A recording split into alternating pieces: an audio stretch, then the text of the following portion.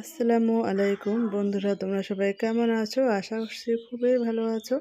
আল্লাহর রহমতে আমিও ভালো আছি। তো কাছে এবং দূরে যে যেখান থেকে আমার এই ভিডিওটা দেখতেছো সবাইকে আমার তরফ থেকে অনেক অনেক ভালোবাসা।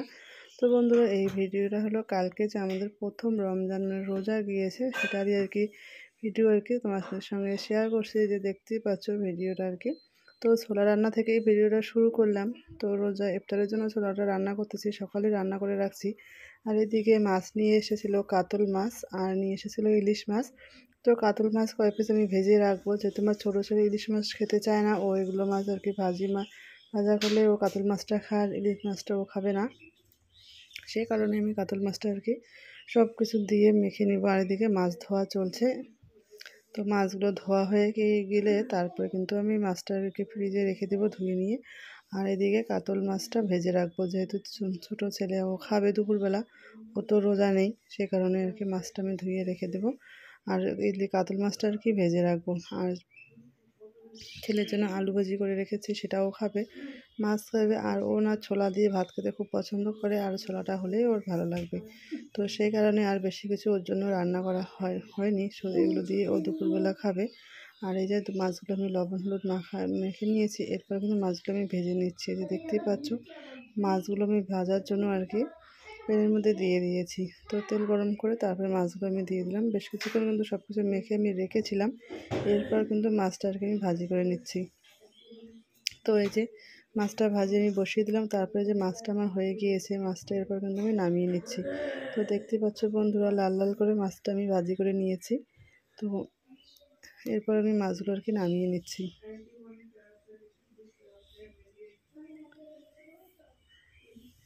তো মাছটা ভাজা আমার হয়ে গিয়েছে, দেখতে পাচ্ছ। আর মাছটার পিসগুলো একটু বড় বড়ই ছিল, তো সেগুলো আমি এই যে ভাজি করে নিলাম। তো বন্ধুরা, আমরা কিন্তু এবছর ইফতারে আমি ঠিক করেছিলাম বেশি ভাজা পোড়া জিনিস খাওয়া হবে না বা রান্নাও করবো না, কারণ আমাদের বাড়িতে যেগুলো আমি ইফতারের জন্য একটু ভাজাভুজি করি সেগুলো কিন্তু আমার শ্বশুর ওরা কেউ বেশি খায় না, আমরাই খেয়ে থাকি, আমার হাজব্যান্ড, আমি, ছেলেরা। আর এদিকে যদি ইফতারিগুলো দেয় তাদেরকে দিয়ে থাকি। কিন্তু এবছর আমি ঠিক করেছি যে এগুলো কিছু বানাবো না, আমি খাবো না বা আমরা খাবো না, সেজন্য শুধু সিম্পল ইফতার থাকবে এবছর। তো সেই কারণে অন্য কিছু জিনিস বানানো হবে না যেহেতু মন চায় হঠাৎ একদিন দুদিন বানাবো, কিন্তু রোজ রোজ আমি বানাবো না। এই যে দেখতে পাচ্ছ, তারপর চলে এসেছি একদম সন্ধেবেলা। এখানে আপেল আছে, খেজুর আছে, কলা আছে, শসা, ছোলা, মুড়ি, এগুলো দিয়ে ইফতার হবে। ওই যে বললাম বেশি ভাজাভুজি করবো না এবছর। তো আমার শ্বশুর শাশুড়ি তো আগাগোড়াই খায় না, শুধু বানালে ওই যে বললাম আমরাই খাই। তো সেই কারণে এবছর আমরাও খাবো না, কারণ আমি এর আগে বর্তমান পর্যন্ত আমি 14 কেজি ওয়েট কমিয়েছি এরকম ভাজা পোড়া না খেয়ে। তো সেই কারণে এগুলো খেয়ে আর ওয়েটটা আমি বাড়াতে চাই না, যেহেতু অনেকদিন থেকে এক্সারসাইজ বা ব্যায়ামটাও করতে পারি না। সেই কারণে আমি আর আমিও খাবো না, আর আমার হাজব্যান্ডকেও দিব না খেতে, সেই কারণে এগুলো রাখিনি ইফতারে। তো এই যে সিম্পল ইফতার, তো শরীরের পক্ষে অনেক ভালো এগুলো ইফতারি। তো এগুলো ইফতারি রাখবো। আর তার সঙ্গে থাকবে, আমি চিয়া সিড ভিজিয়ে রেখেছিলাম সকালের দিকে, সেই চিয়া সিডটা কুসুম গরম পানি দিয়ে আমি চিয়া সিডটা এক গ্লাস খেয়ে নেব ইফতার, একটু খেজুর ইফতার করে তারপরে আমি এই চিয়া সিড ভেজানোর পানিটা আমি খেয়ে নেব এক গ্লাস। তো এই যে গরম পানি বসিয়ে দিয়েছি, পানিটা গরম হয়ে গিয়েছে, এটা ঢেলে নিয়ে এটা দিয়ে আমি ইফতারের সময় খাবো। আর তার 10-15 মিনিট পর কিন্তু আমি নামাজ পড়ে একটু দেরি করে তারপরে কিন্তু আমি ইফতারে যে নাস্তাটা রেডি করেছি সেটা খাবো। ইফতারের সঙ্গে সঙ্গে কিন্তু আমি নাস্তাগুলো খাবো না, ইফতারের সঙ্গে সঙ্গে আমি খেজুর খেয়ে চিয়া সিডের শরবতটা খাবো। তো যেহেতু ওয়েটটা ঠিক রাখার জন্য এখন এগুলো করতেই লাগবে, কিছু করার নেই। তারপরে ইফতার করে নামাজ পড়ে তারপরে আমি রান্না বসিয়েছি, যেহেতু আমি এখনও পর্যন্ত রান্না করিনি বিকেলের দিকে। তো যেহেতু রাত্রিবেলা সবাই খাবে, রোজা ইফতারের পরে তো কেউ খায় না, তারাবি পরে তারপরে খাবে, সেই কারণে আমি তখনই রান্না করিনি। তো একটু কোরআন তিলাওয়াত করে একটু ঘুমিয়েছিলাম বিকেলবেলা, শরীরটা অনেক ক্লান্ত হয়ে গিয়েছে, যেহেতু প্রথম রোজা। তো সেই কারণে একটু ঘুমিয়েছিলাম, ঘুম থেকে উঠতে লেট হয়ে গিয়েছিল, সেই কারণে কিন্তু রান্না করতে পারিনি। একটু শুধু আমি ইফতারটাই রেডি করলাম।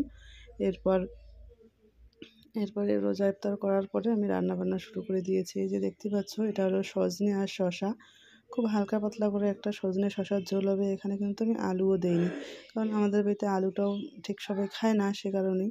তো এখানে আমি আলু অ্যাড করি। এই সবজির মধ্যে আলু দিলে কিন্তু দারুণ টেস্ট হতো। ওই যে বললাম আলু কেউ খায় না, সেই কারণে আর কি আলুটা দেওয়া হয়নি। এখানে হালকা পাতলা করে সজনের আমি সবজিটা বানাবো। তো এখানে সবজিটার মধ্যে দিয়ে দিলাম পেঁয়াজ আর কাঁচামরিচ পেস্ট করে নিয়ে দিয়েছি, আর দিয়েছি লবণ, হলুদ, জিরে গুঁড়ো, ধনে গুঁড়ো সব কিছু মশলা দিয়ে সুন্দর করে নেড়ে চেড়ে নিয়ে আমি সজনেটাকে ঢেকে দিলাম। এই সজনেটা কিন্তু একদম কচি সজনে, একদম খুবই ছোট ছোট, সে কারণে এত চিকন দেখাচ্ছে, তো কেউ বুঝতে পারবে না এটা সজনে। তারপরে যে সকালে দেখালাম ইলিশ মাছ, সেই মাছটা আর কি সব কিছু মশলা দিয়ে সুন্দর করে মেখে নিয়ে ইলিশ মাছটা রান্না করব। যেহেতু ওই যে বললাম আমাদের বাড়িতে সব কিছু হালকা পাতলা আমরা খেয়ে থাকি, সেই কারণে এইভাবে রান্না করলে মাছটা কিন্তু অনেক হালকা হয়, বেশি একটা কড়া ধাতের হয় না। আর ইলিশ মাছ কিন্তু হালকাই ভালো লাগে খেতে। তো সেই কারণে আর কি এই যে হালকাভাবে এভাবে করে আমি সব কিছু দিয়ে মেখে নিয়ে মাছটা আমি বসিয়ে দেব। তো এই যে মাছটা আমি বসিয়ে দিলাম।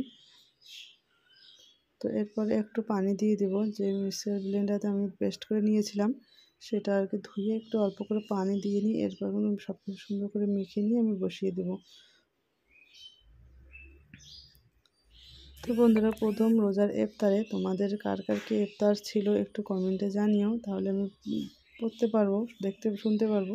আর সবার ভিডিও তো আমি দেখবই কার কি ইফতার হয়েছে। এদিকে কিন্তু যে সজনেটা আমি সুন্দর করে কষিয়ে নিয়ে একটু পানি দিয়েছিলাম। এই যে আমার সজনের ঝোলটা হালকা পাতলা করে রান্না করে নিলাম, একদম শরীরের পক্ষে খুবই উপকারী জিনিস। আর এদিকে ইলিশ মাছটাও হালকা পাতলা করে রান্না করে নিলাম।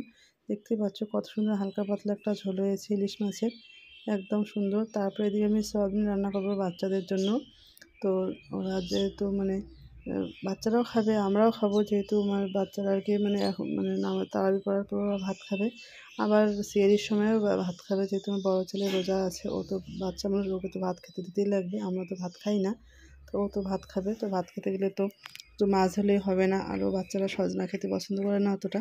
তো সে কারণেই আমি এই সোয়াবিনটা রান্না করব। তো বন্ধুরা, আমার এই ভিডিওটা আজকে তোমাদের কাছে কীরকম লাগলো তোমরা কিন্তু সেটা অবশ্যই কমেন্টে জানিও। আর যদি কোনো নতুন বন্ধু আমার এই ভিডিওটা দেখে থাকো তাহলে অবশ্যই কিন্তু সাবস্ক্রাইব করে বেল আইকনটা বাজিয়ে পাশে থেকো। আর তারপরে দিকে আমি ছানা বসিয়েছি, আমরা সেহরির সময় ছানা খাবো সবাই, সেই কারণেই ছানাটা বানিয়ে নিচ্ছি। তো এই যে দেখতেই পাচ্ছ ছানাটা আমার হয়ে গিয়েছে, ছানাটা আমি নামিয়ে নিব। তো এই যে ছানা, মুড়ি, চিড়া এগুলো কেউ খাবো, কেউ এমনিতে শুধু ছানা খাবে। তো ওই যে বললাম সেহরিতে যা যেটা পছন্দ সে সেটা খেয়ে থাকে। আর আজকের জন্য আমি ভিডিওটা এখানেই শেষ করব। সবাই ভালো থেকো, সুস্থ থেকো। এর পরবর্তী ভিডিওতে তোমাদের সঙ্গে দেখা হবে। আর আজকের জন্য আমি এখানেই বিদায় নিচ্ছি। আল্লাহ হাফেজ।